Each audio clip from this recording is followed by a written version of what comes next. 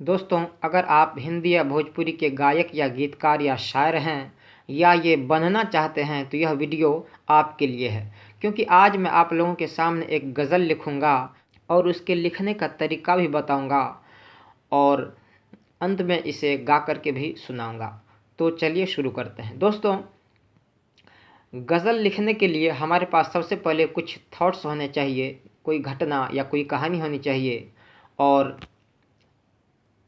कुछ rhyming words होने चाहिए जिसे तुकांत शब्द भी कहते हैं। यहाँ मैं ले लेता हूँ वफ़ा, बेवफ़ा, खफ़ा, नफ़ा, जफ़ा, दफ़ा और सफ़ा। दोस्तों, चलिए शुरू करते हैं। गज़ल लिखने के दौरान पंक्तियों के अंत में मैं इन्हीं शब्दों का प्रयोग करूँगा और धीरे धीरे गज़ल बन जाएगी। दोस्तों, गज़ल लिखने के दौरान हमें अधिक संख्या में तुकांत शब्द लेकर के बैठने चाहिए। जैसे मैं यहाँ 7 शब्द लेकर के बैठ रहा हूँ। तू,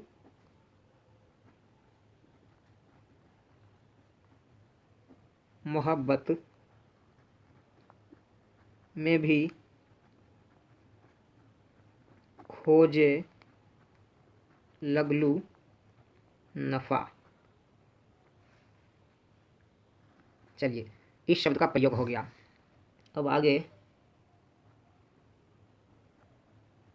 बेवफ़ा, बेवफ़ा, बेवफ़ा, बेवफ़ा। चलिए, 2 पंक्तियाँ पूरी हो गई। अब आगे देख के ई मजबूरी हमर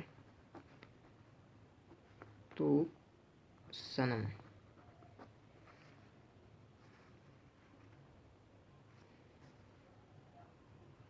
तू हो गईलू, हो गईलू, हो गईलू, खफा। तो यहाँ आ गया नफ़ा 4 नंबर का, यहाँ बेवफ़ा 2 नंबर का और यहाँ खफा, खफा किधर गया, यहाँ 3 नंबर का। तो 4 पंक्तियों की मैंने अभी रचना की जिसमें कुल 3 रैमिंग वर्ड्स का प्रयोग हुआ। तो अब चलिए इसे देख लेते हैं कि गज़ल को लिखने के लिए हमें किन किन नियमों का पालन करना चाहिए ताकि वह सटीक गज़ल बने और उसे गाने में कोई परेशानी ना हो। दोस्तों, गज़ल लिखने के लिए रूल ये है कि गज़ल की पहली पंक्ति और दूसरी पंक्ति, इन दोनों पंक्तियों के अंत में रैमिंग वर्ड्स होने चाहिए। जैसे यहाँ है नफ़ा और यहाँ है बेवफ़ा।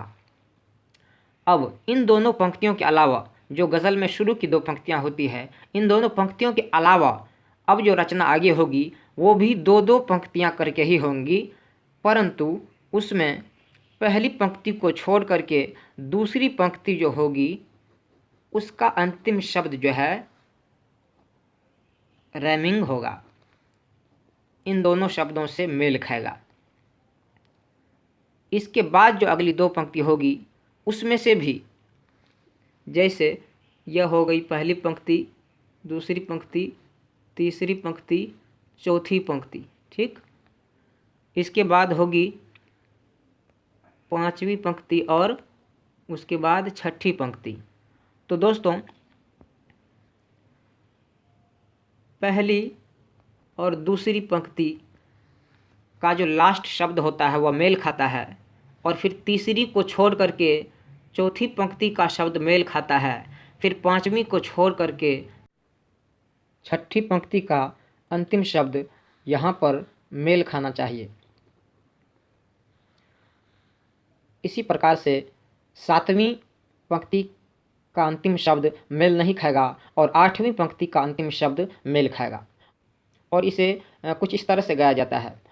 इसे मुखड़ा अगर मान लिया जाए इन दोनों पंक्तियों को, तो इन दोनों पंक्तियों को गाने के बाद ये 2 पंक्तियाँ गाई जाती है और चौथी पंक्ति के बाद दूसरी पंक्ति गाई जाती है।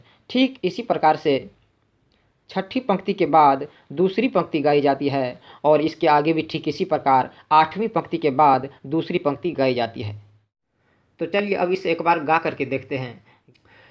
तू मोहब्बत में भी खोज लग लू नफा, तू मोहब्बत में भी खोज लग लू नफा, तू मोहब्बत में भी खोज लग लू नफा, बेवफा बेवफा बेवफा बेवफा बेवफा बेवफा बेवफा बेवफा, देख के ई मजबूरी हमर तू सनम, देख के ई मजबूरी हमर तू सनम, देख के ई मजबूरी हमर तू सनम, तू हो गई लू हो गई लू हो गई लू खफा, बेवफा बेवफा बेवफा बेवफा।